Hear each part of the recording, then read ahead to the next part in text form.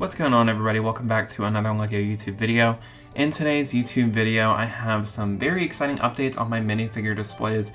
I finally got these foot plates in the mail from Denmark. This is from the LEGO Pick-a-Brick website, and I got these in the mail, and then I also placed a Bricklink order which had even more pieces that'll help me with this expansion. And the expansion in question is for my minifigure Shadowboxes, and basically what I wanted to do is I want to include more minifigures in my Shadowbox, but more importantly, I want the minifigures that I display to remain as undamaged as I can get them.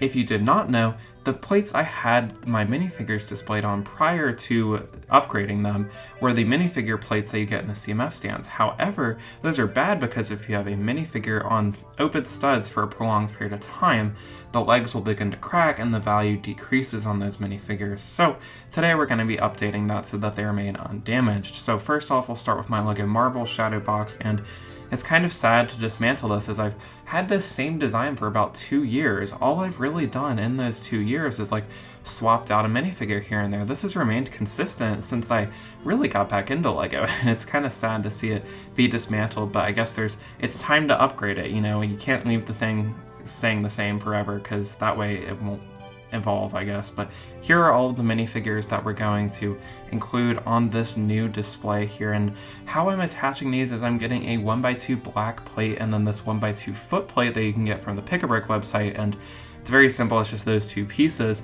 and then all you do is attach that to your base plate like so. You can put it literally wherever you want. There's also 2 other designs that we'll get into, the first of which is for minifigures with capes. You'll get this 1x2 bracket with studs on the side and then a 1x2 black plate to place underneath it. And then on top of that, you will place a 1x2 black tile like so. And then finally, you want to put your foot plate up top. And what this design is able to accomplish is it leaves a small gap in between the base plate and the actual foot plate so that your cape can kind of rest inside of there without getting damaged. So it's a very nice design. And then the next one we'll look at is for minifigures with the kind of dress pieces. And this is very, very similar to the cape design, except there is one major difference. Instead of a 1x2 plate on the bottom, you will get a 1x2 brick, and this makes it more deep so that you can actually attach these minifigures to your stand. However, let's just go ahead and get right into the updated building of the LEGO Marvel Shadowbox. I'm very excited for this one. I should be able to expand this and add a few more minifigures. Here's the design I ended up going with. It's a lot more symmetrical, and I was able to fit a lot more minifigures on here too. And here is what the finished display looks like. It is a lot more action-packed. There's so many more minifigures on here. And on the first layer here, we have some of the main cast of the Avengers from the MCU. On the second layer, we have the X-Men in addition to Scarlet Witch and Quicksilver.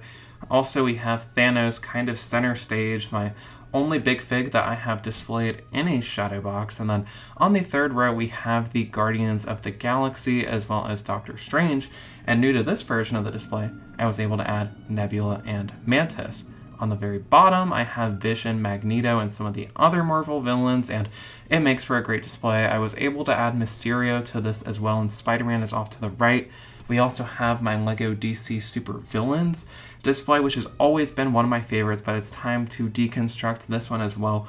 I was very concerned with changing this design because the DC Super Villains that I have in this, some of them are some of my most expensive minifigures, so I don't want them developing the heel cracks so that they become less valuable. So it was very important to me that I fix this up, and here are all of the minifigures, and here are the plates arranged on my DC Super Villains display, and now here is the finished product. It looks way better in my opinion, and we have some of the more obscure villains like the Calculator that I added on here. We have Flash's Rogue Gallery, and then I was also able to add the Eraser to the display.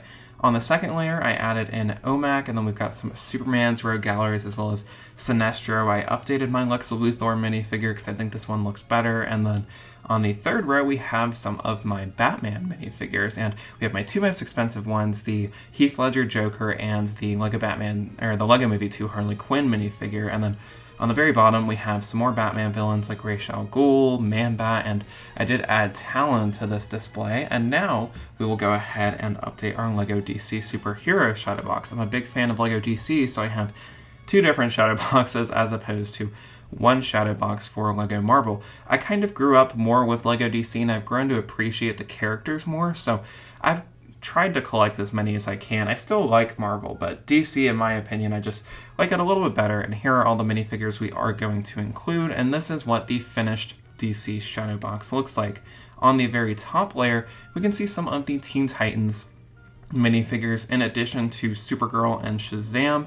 On the second layer, we are able to see Katana and some of the other members of the Bat family here, and I think it looks really nice. And then the third row has some of the Justice League members on it, and then the very bottom has the Green Lantern Corps as well as Hawkman. I do plan to add Hawkgirl and the Wonder Twins, and then we were able to add Metamorpho. Next up, we have my Clone Wars / Star Wars Rebels Shadowbox expansion, and I was really excited for this one because one of my favorite recent Star Wars projects that they have done has been the Bad Batch, but I have never included the Bad Batch in any of my shadow boxes, and I figured I would go ahead and change that because the Bad Batch is a severely underrated Star Wars project in my opinion, and I love the minifigures that they did for the show. So here is a look at the shadow box, and on the very top row we have some of the Phase 1 clone commanders and some Phase 2 clones in there too, and then the second row has the Bad Batch as well as a few other clone troopers, and then the third row has some Mandalorians as well as some of the bounty hunters from the Clone Wars era. I was able to add Embo and Aura Singh. And then the very bottom has some of the main cast of the Star Wars Rebels characters, including Maul and the main cast. Also, we have my prequel shadow box right here, which I think looks really nice. We can see some of the more important Jedi that we see in Star Wars The Clone Wars and the prequels. We've got Quinlan Vos, Luminara, Mace Windu, Kit Fisto, and Plo Koon. We've also got Anakin on center stage, and then we have Palpatine right below him, followed by some clone commanders, and on the very bottom here I have Jango Fett, Dooku, and Grievous. I do plan to add Poggle the Lesser to this, and then we also have my original trilogy shadow box display, and I really like this one too, though just because I'm proud of it doesn't mean it can't be expanded on. And this is one of my more recent shadow boxes, so like it wasn't as sentimental to me, so I didn't really care about taking this one down like I did the Marvel and the DC ones. But here is the empty original trilogy shadow box, and here are all the minifigures we're going to add. One last minifigure design I have is for the Astromech droids. This one is kind of different. It gets the bracket piece, and then you get a 1x2 plate below it, and then you do still put the 1x2 tile in front, except you're now going to put two 1x2 plates or a 1x4 plate on top of here so that you are able to place your Astromech. This also works for Chopper in the Star Wars Rebels / Clone Wars shadow box, and it's a very simple design, but I thought I would show y'all how to make it. And here is the finished shadow box. I am very proud of it. I have some bounty hunters on the very top here, as well as Darth Vader. We also have some of the Imperial troopers and some Imperial officers, followed by Palpatine in the middle. On the very last row, we have some of the main characters, some of the main protagonists in the Star Wars original trilogy. And here is the finished Star Wars shadow boxes. I think they look great. They all have the same design, same with the superhero ones, and I am very proud of what we were able to accomplish today. I think it looks phenomenal. I love it. And let's go ahead and turn on the LED lights to get a better look at each individual shadow box. Here we have the LEGO Marvel one, and I think this looks great. I'm very proud of this. And before y'all ask in the comments, the shadow boxes I use are called 10x10 shadow boxes from Michaels. I'll go ahead and link those in the description so that you're able to buy them. I also just use a basic blue base plate for the background, and then I cut out part of the box for the logos that I have inside of each one. I'll have links to everything I use though in the description, but here is another look at my Star Wars shadow boxes. I am very proud of them. I do plan to add a few minifigures to them, so these guys are not complete just yet.